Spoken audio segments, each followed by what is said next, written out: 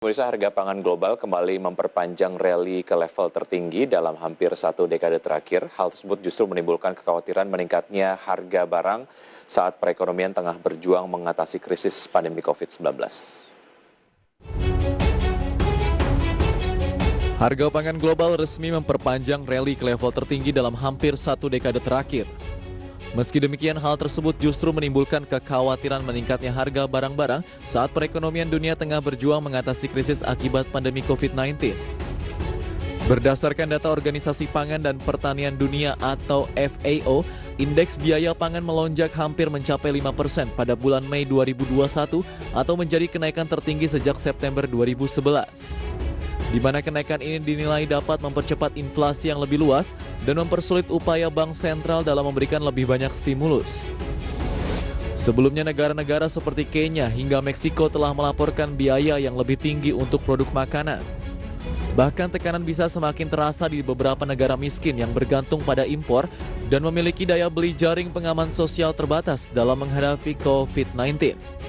Adapun masalah kelaparan di seluruh dunia saat ini tengah mencapai titik tertinggi dalam beberapa tahun terakhir akibat situasi pandemi yang telah memperburuk ketidaksetaraan sektor pangan serta diperparah dengan cuaca ekstrim dan konflik politik di sejumlah negara. Berbagai sumber IDX Channel. Ya, pemirsa, untuk membahas tema kita di paruh kedua di Market Review mengenai harga pangan dunia yang kemudian naik, apa yang bisa Indonesia lakukan terkait dengan hal tersebut, sudah terhubung melalui aplikasi Zoom Mas Fitra Faisal, Direktur Eksekutif Next Policy. Selamat pagi, Mas Fitra. Selamat pagi, Mas. Ya, terima kasih sudah bergabung bersama kami di Market Review. Salam sehat selalu. Mas Fitra, tentu saja berkaitan dengan tadi informasi pengantar bahwa harga pangan dunia naik di angka tertinggi selama 10 tahun terakhir. Dari sudut pandang perdagangan, apa yang Indonesia lakukanlah ya, ataupun komoditas pangan Indonesia lakukanlah di kancah perdagangan global?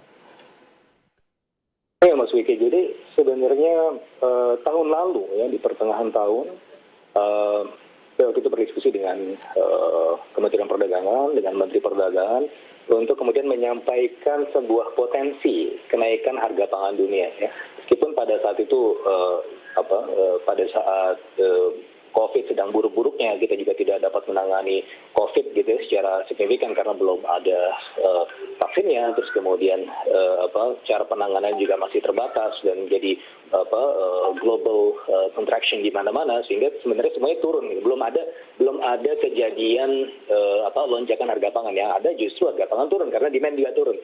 Nah, tetapi waktu itu kami memberikan sebuah analisa bahwa ada kemungkinan demand itu akan cenderung imbalance. Jadi ada kecenderungan demand dari negara-negara tertentu untuk naik, sementara produksinya itu tertahan. Ya. Kalau dalam konteks perdagangan internasional, ada yang sebelumnya menjadi eksportir barang-barang komoditas pangan, tetapi mereka menahannya untuk produksi di dalam negeri. Sehingga dalam hal itu bisa memicu kenaikan harga pangan karena gap di antara supply dan demand. Secara alami, demand itu lebih agresif dibandingkan dengan kemampuan produksi. Ya. Sehingga yang kita alami sekarang, yang kenaikan harga pangan yang juga lumayan signifikan, ini diakibatkan karena gap tersebut. Yang juga tidak dapat dipungkiri adalah sekarang lebih muncul self-nationalism. Gitu ya. Jadi nationalism dalam arti sempit, bagaimana Vietnam, Thailand, ya, beberapa negara-negara eksportir misalnya beras gitu ya, dan juga kemudian beberapa eksportir produk-produk daging seperti misalnya Australia dan Brazil, mereka prioritasnya adalah memenuhi produk atau memenuhi konsumsi di dalam negeri. Kita melihat tahun lalu ya, bagaimana kenaikan harga daging sapi meningkat karena memang kita impor dari Australia, dan ini kejadiannya adalah di Australia sendiri sepanjang tahun 2020 sebenarnya sedang melakukan repopulasi. Ya, sudah ada pandemi, terus ada repopulasi lagi dalam konteks pembiakan sapi gitu. Nah, dalam periode repopulasi tersebut ya, populasi yang sebelumnya anjlok ya, jatuh karena bencana sebelum beberapa tahun sebelumnya, kemudian dilakukan repopulasi, pembiakan ulang, belum sampai titik optimalnya, kemudian China demand-nya sudah melesat. Karena kalau kita lihat China di kuartal kedua di tahun 2020 mereka kembali positif pertumbuhannya yang pada akhirnya itu juga mengerek demand. Tidak hanya China, ada Vietnam juga yang kemudian bergantung pada impor dari produk-produk sapi dari Australia misalnya. Nah, dan ditambah lagi waktu itu juga ada peningkatan demand lokal. Nah, dengan segala kompleksitas tersebut dan kemampuan produksi yang terbatas, akhirnya harga melonjak tinggi kemarin beberapa waktu yang lalu, gitu kan. Nah, ini juga yang kemudian saya bisa maklumi bahwa Kementerian Perdagangan beberapa waktu yang lalu mewacanakan untuk kemudian mengimpor beras ya, meskipun ya dalam konteks sekarang produknya masih aman, tetapi kita harus kemudian mengamankan stok di masa depan ya dengan melakukan MOU dengan para eksportir tersebut. Sekarang aman, tapi kita tidak tahu berikutnya karena kan ada surge in demand ya sebagaimana kita alami sekarang. Gitu. Baik, ya Mas Fitra, dari sudut pandang Indonesia, bagaimana Indonesia harus menyikapi ini terkait dengan tingginya harga pangan di pasar dunia begitu ya? Apakah ini bisa disikapi sebagai salah satu peluang untuk penetrasi pasar lebih besar, atau seperti yang tadi Anda sampaikan, seperti negara-negara lain, negara-negara eksportir komoditas pangan, mereka justru malah mengamankan komoditas pangannya untuk kebutuhan domestiknya begitu?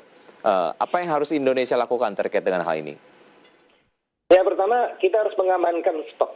Ya, mengamankan stok bukan hanya dari sisi produksi, tetapi juga dari sisi pengadaan impor. Nah, ini harus kita petakan, ya, mana produk-produk yang bisa kita produksi dan bisa berdikari, mana yang kemudian punya potensi untuk langka. Nah, kalau misalnya punya potensi langka, ada gap antara demand dan supply-nya, maka kita harus melakukan kerjasama terbatas dengan para eksportir. Misalnya untuk beras ada Thailand, Vietnam. Untuk daging sapi, Anda misalnya di Australia. Nah, Anda bisa kerjasama yang sifatnya tadi ya, menjadi memprioritaskan kita sebagai pembeli. Ya, ini kan sebenarnya juga terjadi di vaksin kemarin ya, ketika terjadi kelangkaan kita sudah mengamankan stok terlebih dahulu dengan China, ya, ada Sinovac, Sinopharm, kemudian Kementerian Kesehatan dan BUMN juga mencari cara untuk mendapatkan Pfizer, AstraZeneca dan seterusnya. Ini mekanisme yang sama bisa diberlakukan karena akan ada potensi tersebut sehingga bisa dipetakan. Nah, tidak hanya pemerintah dalam hal ini, seharusnya sektor swasta bisa juga berperan untuk memindai. Nah, oleh karena kemarin Pak Erick Thohir kan sempat ada wacana untuk kemudian beli semacam peternakan ya di Belgium. Dan salah satunya adalah untuk pengamanan itu juga. Kan kita bicara mengenai produktivitas di sektor peternakan dan juga pertanian, yang mana kalau kita punya semacam saham di sana gitu ya, itu akan ada productivity spillover juga. Nah, itu kan harapannya kemarin, meskipun sebenarnya juga sempat menuai kontroversi. Yang kedua adalah ya tentunya mempush produksi global, produksi domestik maksudnya.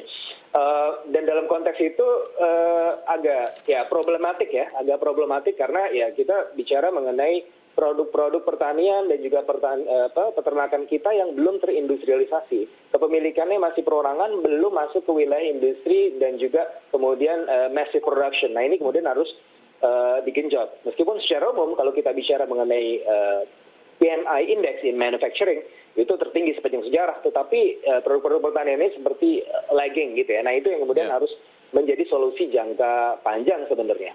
Baik, Mas Fitra, opsi negosiasi ataupun lobby dengan negara eksportir komoditas pangan pada saat permintaan pangan di negara masing-masing produsen sedang tinggi-tingginya.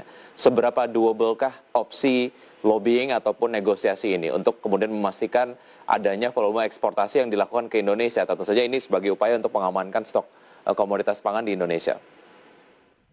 Ya, jadi nah ini ada kompleksitas lain Mas Wiki ya, terkait dengan produk pangan di Indonesia. Kemarin kan sempat heboh isu PPN ya, meskipun setelah itu kita bisa pahami bahwa meskipun dikecualikan dari non-BKP dan non-JKP, ya, non-barang kena pajak, barang sembako itu bisa saja ketika masuk ke objek wilayah PPN itu bisa dikenakan tarif nol juga, itu bisa saja terjadi gitu kan, itu kan penjelasan dari Kementerian Keuangan. Tetapi ada kompleksitas lain, ini memicu faktor ekspektasi yang berlebihan gitu ya. Kalau kita cek di pedagang pasar, sembako dan seterusnya, itu ekspektasi mereka bahwa pajak akan naik gitu ya. Jadi informasi dari kementerian ini belum sampai kepada mereka ya. Kemudian mereka sudah capai ekspektasi bahwa pajak akan naik. Sehingga pada akhirnya apa? Memicu markup harga ya di pasar.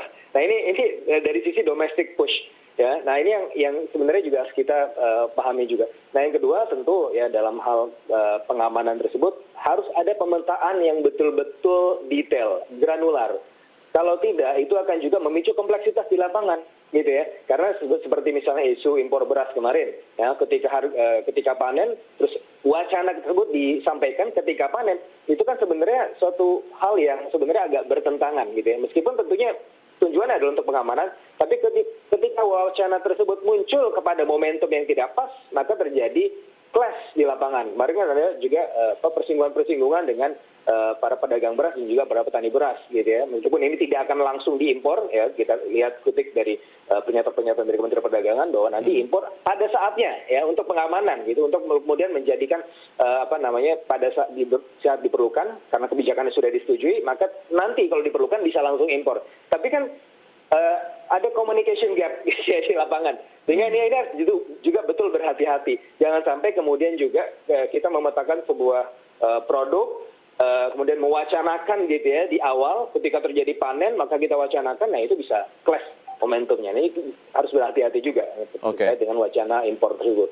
Ya, Mas Fitra, kita ada jeda terlebih dahulu, kita akan lanjutkan usai jeda berikut ini.